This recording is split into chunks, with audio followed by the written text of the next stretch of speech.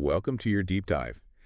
Today, we are going to be looking at how therapy is evolving. Oh, wow. Yeah, That sounds fascinating. yeah. So we're going to be looking at anxiety, depression, and the impact of trauma.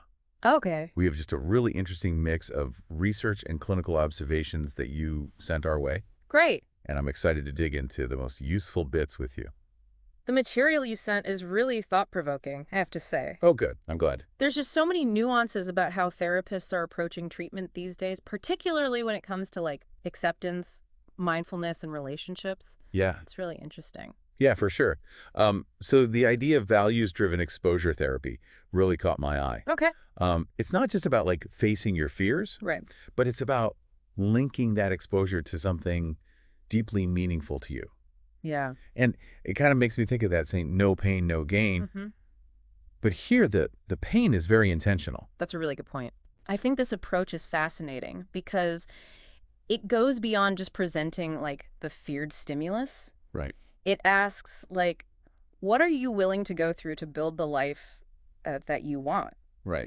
Because let's face it, some growth requires discomfort, Yeah. but it's purposeful discomfort, Right. not just suffering. Like just for the sake of it. Exactly. Yeah. And there's actually some science behind this, too. No, absolutely. Like one study showed that both people and animals experience less distress when they have some control over painful events, Right. even if the event itself can't be avoided. It seems like having that agency, that choice is so deeply ingrained in us, Yeah. especially when we're dealing with those tough situations. Right. And in therapy, that translates to shared decision-making, like making sure that the client feels empowered, not just told what to do.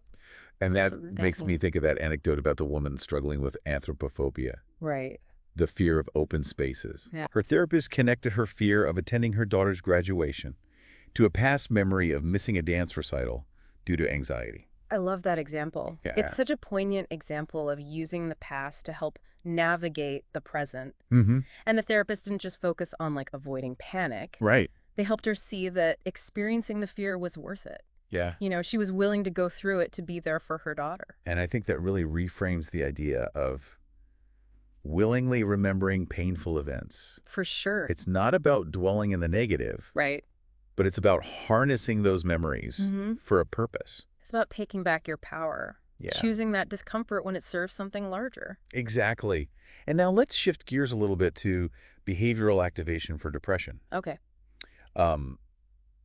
This one feels really actionable to me. Yeah. I think that whole concept of activity breeds activity is really intriguing. Right. It's like breaking free from that spiral of inactivity, Yeah. which can be so hard Yeah. when you're feeling depressed. Yeah, absolutely. But this approach is really about flipping the script. Mm-hmm. You don't wait to feel better Right. before you take action. Yeah. Engaging in those meaningful activities Yeah. can actually create that positive feedback loop Mm-hmm. and then, in turn, help you shift out of that state. Yeah. I really liked the example of the client who cleaned her house and felt better afterwards. Yes. Even though it wasn't a complete cure. Right. It just illustrates how sometimes just taking that first step, regardless of how you feel, Absolutely. can make a difference. Small steps Yeah. can have a ripple effect. Yeah. In her case, she broke free from avoidance, Mm-hmm. created a more positive environment for herself, Yeah. and really opened the door for further positive change. And there's research backing this up too, right? Oh, yeah, for sure. I think one study showed that simply scheduling activities, Right. even basic ones, Basic one. was effective in reducing depressive symptoms. It's encouraging to see that something so straightforward can be so impactful. Yeah, I agree. And speaking of powerful connections, Okay. let's delve into how all of this plays out in our relationships. Yeah, relationships are huge. Yeah. And the research on mindfulness, acceptance, and validation in relationships was really eye-opening to me, Yeah, I agree. especially that idea that our individual struggles often manifest within those relationships. Yeah, it's all interconnected, Yeah. The way we interact with our partners, our families, our friends Right. can either escalate problems or help us heal. And the research that you shared about intimacy being a cycle of self-disclosure, Right. followed by validation from our partner, was Yeah. really interesting. It makes sense that feeling heard and understood by our loved ones helps us to regulate our emotions. Yeah. and communicate more effectively. Absolutely. While feeling invalidated or dismissed can have the opposite effect, Right. like escalating that negativity and distress. Like adding fuel to the fire. Yeah, exactly. Mhm. And it doesn't have to be a huge argument or anything. Right. Even something as simple as like deciding where to eat Yes. can become a battleground if someone feels like their preferences are being ignored or minimized. Absolutely. Yeah, so imagine a couple Okay. trying to choose a restaurant. Mm-hmm. One person is really excited to try something new, Okay.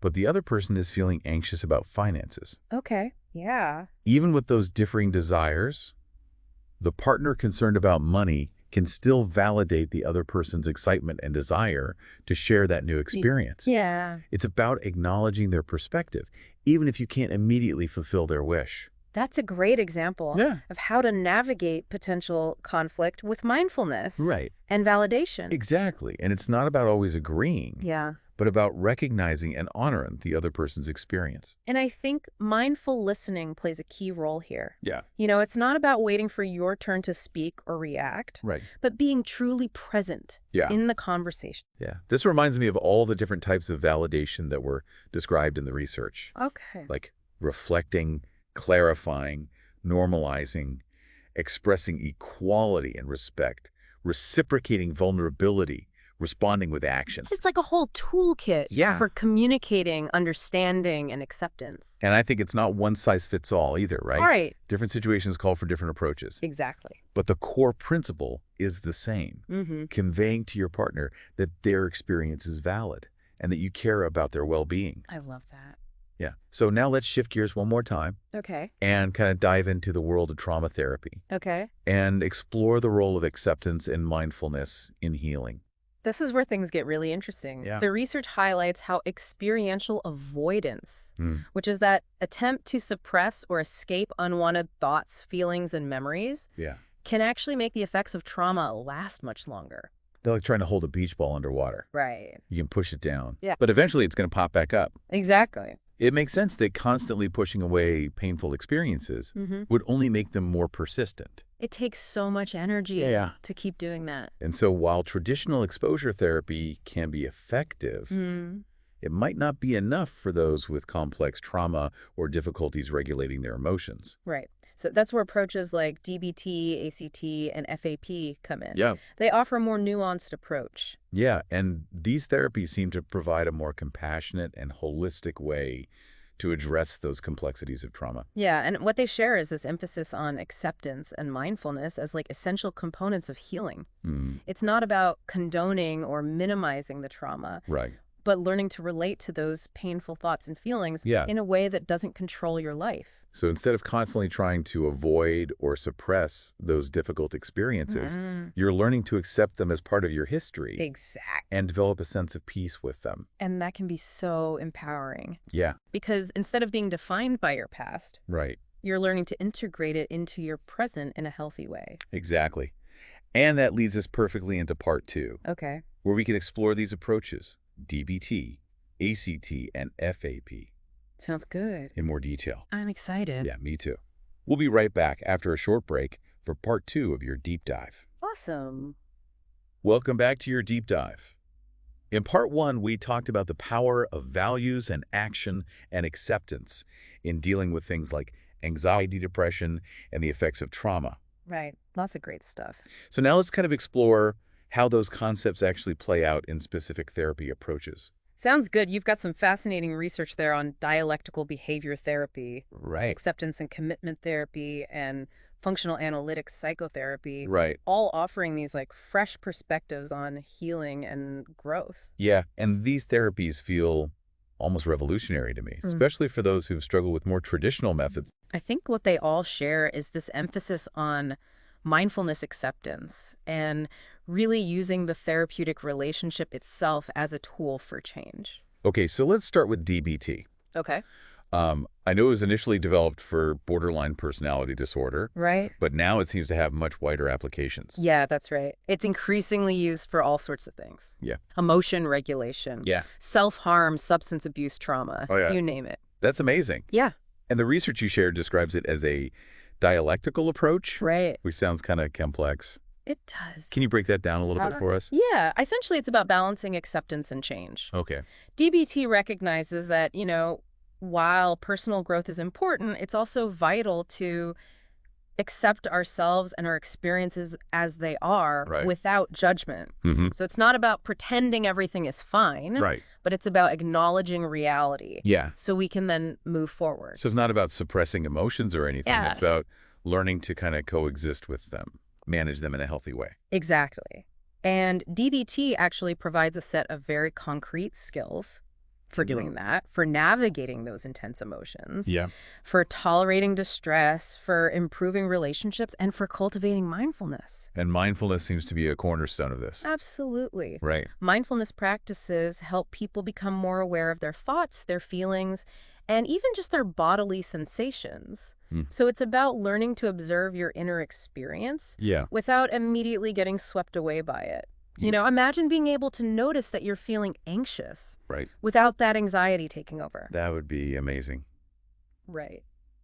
Yeah, this kind of makes me think of that wise mind concept Yes. in DBT. The wise mind Yeah. is that sweet spot between your emotional mind and your rational mind. Yeah. It's where you can access both your heart and your head Yeah. and make decisions that are both grounded and compassionate. Right. So you're not ignoring your emotions. Right. But you're not ruled by them either. Exactly. It's such a useful skill, Yeah. especially for those who tend to be overwhelmed by strong emotions. Absolutely. And DBT goes beyond just observing those emotions, though. It does. It helps you build distress tolerance, Okay. which is acknowledging that life inevitably involves pain and discomfort, Right. and teaches you strategies for coping with those experiences Yeah. without resorting to harmful behaviors. So it's about expanding your capacity to handle difficult emotions Yeah, without letting them completely derail your life. exactly. Yeah. It makes me wonder if some of these techniques could be helpful for anyone, even those not in therapy. Absolutely. And that leads us nicely into acceptance and commitment therapy, or ACT. Okay. And I think what sets this approach apart is this focus on developing psychological flexibility.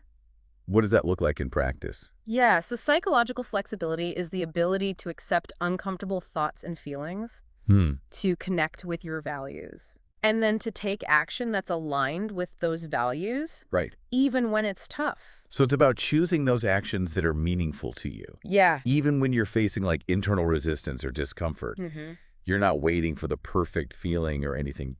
Exactly. ACT recognizes that trying to control or eliminate those unwanted thoughts and feelings can often backfire. Right, like it's not going to work. Yeah, instead, it encourages you to develop a different relationship with those experiences. Okay. It's not about fighting them, but about making space for them. So instead of trying to force those thoughts and feelings away, you're kind of learning to acknowledge them, Yeah. but without letting them dictate your behavior. Exactly. ACT emphasizes that your thoughts and feelings don't have to be in the driver's seat. Right. You can choose actions that are aligned with your values, Yeah. regardless of what your mind is telling you.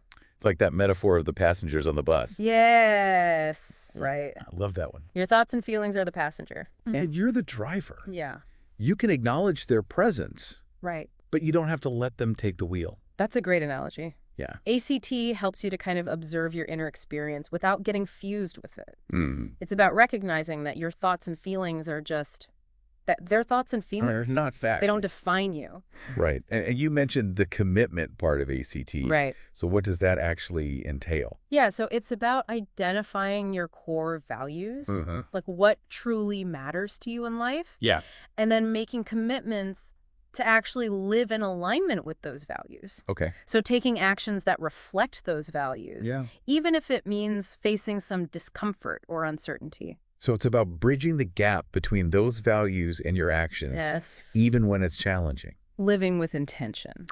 This is fascinating stuff. It is. Okay, so now let's move on to FAP, or Functional Analytic Psychotherapy. This approach seems to really highlight the therapeutic relationship itself Yes. as a catalyst for change. It really does. FAP recognizes that the way the therapist and client interact can offer incredible opportunities for learning and growth. Yeah. The therapeutic relationship becomes like this microcosm of the client's life, Right. where patterns can be identified and new ways of relating can be experimented with. So it's not just talking about the problems in the abstract. Right. It's actually using those real-time interactions in therapy as like a testing ground. Exactly. The therapist pays close attention to what's happening in the room, Yeah. noticing patterns and gently reflecting them back to the client. Okay.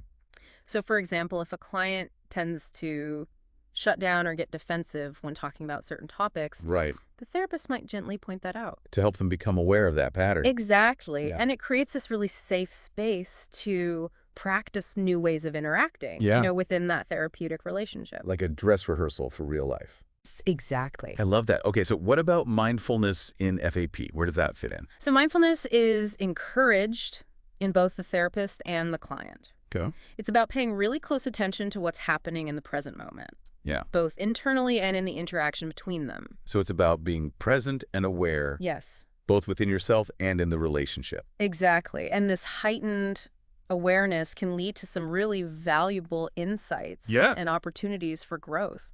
It's amazing to see how these three therapies, despite their differences, all kind of incorporate mindfulness and acceptance as these key ingredients Right. in the change process. They're all pointing toward a similar truth about Yeah. healing and growth. Absolutely. And it's important to remember that these aren't just theoretical concepts. Right. They have real-world implications for how we approach our lives, Yeah. our relationships, Yeah. our own well-being. It's all connected. So as we continue this deep dive, listener, Mm-hmm. consider which of these approaches resonates most with you. Yeah. What aspects of DBT, ACT, or FAP feel particularly relevant to your own journey? And how might you even start incorporating some of those elements of mindfulness and acceptance into your own life, Right. even outside of a formal therapy setting? That's a great point. There's a lot of power in taking these concepts beyond the therapist's office. Absolutely. So those are great questions to ponder as we move into the final part of this deep dive, Okay. where we'll explore specific strategies for cultivating mindfulness and acceptance Sounds good. and discuss how to apply those to your everyday life. Welcome back to your deep dive. We've covered so much in parts 1 and 2, exploring the amazing potential of values-driven action and acceptance and mindfulness in therapy and healing. Yeah, we've really gotten into the nitty-gritty of some incredible therapeutic approaches like DBT, ACT, and FAP, Yeah. each with its own unique take on personal growth and transformation. Absolutely. Yeah. And now in this final part, we're turning the spotlight onto you, the listener. Yes, it's time to take these powerful concepts out of the theoretical realm Right. and into your everyday life. Yeah, and let's start by bringing mindfulness into the picture. Okay. For me, mindfulness was one of those things that sounded great in theory, Yeah. but felt impossible to actually do. Mm-hmm. I remember trying to meditate and feeling like my mind was a runaway train. Right. So how can we actually cultivate mindfulness in a way that feels doable Yeah. and actually fits into our busy lives?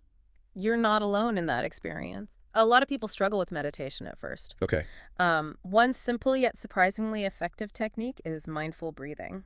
Okay. And it's about bringing your attention to your breath, Mm-hmm. noticing the sensation of each inhale and each exhale Okay. without trying to change anything. That sounds deceptively simple. It is. I always thought meditation was about clearing your mind completely, Right. which for me was never going to happen. Yeah. Well, it's actually the opposite. Well, It's about noticing when your mind wanders, okay. which it inevitably will, Right. and then gently guiding it back to the breath. Oh, okay. It's like training a muscle. With practice, it gets easier. So what I love about mindful breathing is that you can do it anywhere, Yes, anytime. exactly. Like waiting in line, stuck in traffic, even in the middle of a stressful meeting. It's like a mini vacation for your mind. Yeah, exactly. And even just a few minutes a day can make a difference, right? Absolutely. Okay, so another practice that I find really helpful, Okay. especially for managing stress and anxiety, Yeah. is the body scan meditation. Oh, the body scan. Yeah, I've heard of it, Yeah. but I've never actually tried it. So it involves bringing your attention systematically through your body from Okay. head to toe, Mm-hmm. noticing any sensations that arise without judgment. Okay. Tightness, tingling, warmth, coolness, pressure. Wow. Whatever you feel, you simply observe. That sounds like a great way to develop greater body awareness, It is. which is something I definitely could benefit from. Yeah. I'm so often in my head, Mhm. I forget to even check in with my body. Well, it can be incredibly grounding. Yeah. And it also helps you to tune into those subtle signals from your body, Right. which can be so important for overall well-being. Yeah. Sometimes our bodies tell us things Yes. before our minds even catch up. Exactly. Speaking of tuning in, mindful walking is another one Oh, that yeah. I've been trying to incorporate into my life. Instead of rushing from one place to the next, Right. try slowing down, Mm-hmm. feeling your feet connect with the ground, Okay. noticing the movement of your legs, Yeah. the sensation of the air on your skin. I love that. It can turn such an ordinary activity Yeah. into an opportunity to really be present. Yeah, it's about finding those little pockets of mindfulness throughout the day, Exactly. not just reserving it for formal practice. And for those who are more visual, mindful observation can be really powerful. Yeah.